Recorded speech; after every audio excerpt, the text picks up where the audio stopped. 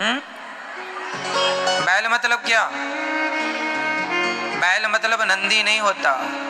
बैल मतलब होता है, बैल और नंदी तो एक ही चीज है, चाहे नंदी का हो चाहे बैल का हो, पर्यायवाची हो।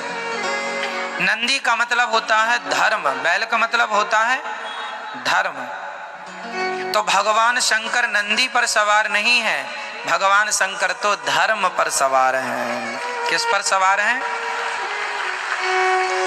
और धर्म पर चढ़ करके कहां जा रहे हैं? विवाह करने। कहां जा रहे हैं? ये समाज के लिए शंकर जी मैसेज दे रहे हैं कि विवाह करने जाओ तो सदा धर्म पर आरूढ़ होकर के जाओ, धर्म पर चढ़ करके जाओ, धर्म के साथ विवाह करो। विवाह किसके लिए होना चाहिए? धर्म के लिए, ना कि विवाह केवल भोगों के लिए हो। इसलिए धर्म के लिए। धर्म के कितने पांव होते हैं?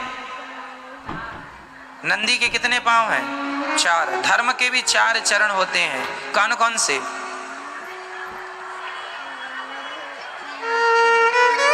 मैया बोलो मेरी माँ।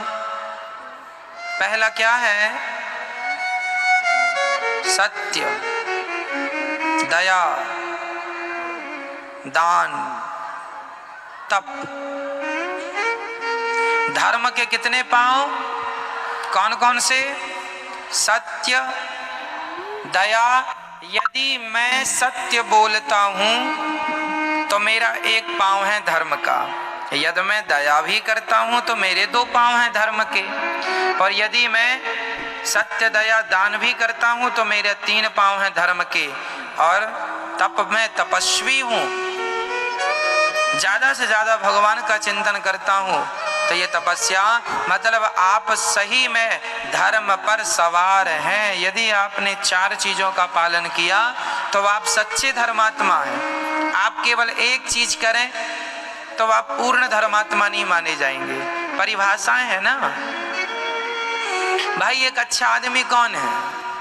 जो जिसके दोनों कान भी हों, दोनों आंखें भी हों, दौड़ चल भी अच्छे, दोनों पांव भी अच्छे हों। अब पांव अच्छे हों, आंख अच्छी हो, पर सुनाई ना पड़े तो लोग उसे काना कहते हैं। क्यों? सुनता नहीं है। इसलिए सुनाई भी बराबर पड़े, दिखाई भी बराबर पड़े और आप चल भी बराबर ले। उसी प्रकार धर्मात्मा वो है जो दया भी करे, सत्य भी बोले, दान भी करे और तप भी करे। जो 4 लक्षण जिसके अंदर होगा बस वो धर्मात्मा होगा। ये 4 चाहिए धर्मात्मा के लिए। धर्म के ये 4 चरण हैं, सत्य, दया, दान और शंकर जी चारों पर सवार हैं। शंकर जी सत्यवादी। हम लोग गाते हैं ना, सत्यम शिवम सुंदरम। तो सत्यम शिवम सुंदरम, सत्य ही शिव है। तो भगवान शंकर सत्यवादी हैं।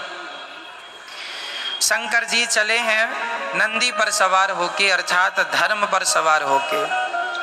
अच्छा, नंदी पर चढ़ के चले तो, लेकिन नंदी पर उल्टा बैठे हैं शंकर जी। कैसे बैठे मेरी माँ? मैया सुनो मेरी माँ। नंदी पर शंकर जी कैसे बैठे हैं? उल्टे। उल्टे मतलब पूंछ की तरफ मुंह है और नंदी के मुंह की तरफ शंकर जी की पीठ है, उल्टा। किसी ने कहा शंकर जी अब बताओ कोई दुल्हा घोड़ी पर बैठे और उल्टा बैठ जाए तो लोग कहेंगे पागल है दुल्हा। शंकर जी उलट करके बैठे। किसी ने कहा भोलेनाथ जी आप नंदी पर उलट करके क्यों बैठे हैं? शंकर जी ने कहा अरे धर्म पर भी बैठे, धर्म करते हुए, धर्म का आचरण करते हुए भी यदि हम संसार से उलटे नहीं तो धर्म करने का फिर फायदा क्या? अरे धर्म करने का तो अर्थ ही यही है कि संसार से उलट जाना। उलट जाना मतलब संसार की तरफ मुंह ना करके भगवान की तरफ मुंह हो जाए। मैं दान पुण्य करता हूँ, मैं सत्य बोलता हूँ, मैं तप करता हूँ और इतना कुछ करने के बाद भी मेरे अंदर भगवान के प्रति प्रेम ना जागा, मैं संसार से उल्टा ना हुआ, उलट के ना बैठा, संसार की तरफ ही देखता रहा, भोगों में ही लगा रहा, तो फिर मेरे धर्मात्मा होने का क्या फायदा। धर्मात्मा होने का तो फायदा है ही ये कि आप संसार से उलट करके भगवान की तरफ मुंह करके बैठ जाएं, ये उलटना है। तो शंकर जी की बारात में भगवान नारायण भी जा रहे थे, तो नारायण है पीछे पीछे और भोलेनाथ जी थे भाई, दुल्हा होता है आगे आगे और बाराती होते हैं पीछे पीछे। तो शंकर जी बोले कि यदि मैं सीधा बैठूंगा तो मेरे नारायण की तरफ पीठ हो जाएगी, इसलिए उलट कर बैठ गए कि भले मैं विवाह करने जा रहा हूं पर दर्शन भगवान का होता रहे। इसलिए भगवान शंकर सदा श्रीमन नारायण का दर्शन करते हुए जा रहे हैं। भगवान शंकर जी के विवाह में श्रीमन नारायण गए थे कि नहीं? भगवान नारायण भी गए थे। तो शंकर जी ने उलट के इसीलिए बैठे ताकि भगवान की तरफ पीठ ना हो। कई लोग ना भगवान की तरफ पीठ कर लेते हैं। मैया सो रही हो,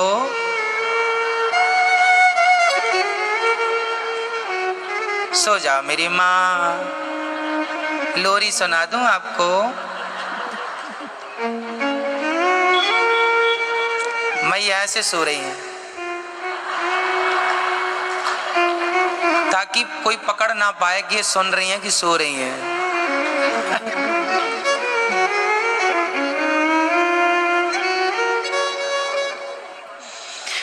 तो शंकर जी नंदी के ऊपर उल्टे क्यों बैठे? ताकि भगवान की तरफ उनकी दृष्टि बनी रहे। कई लोगों को आपने देखा होगा, एक सज्जन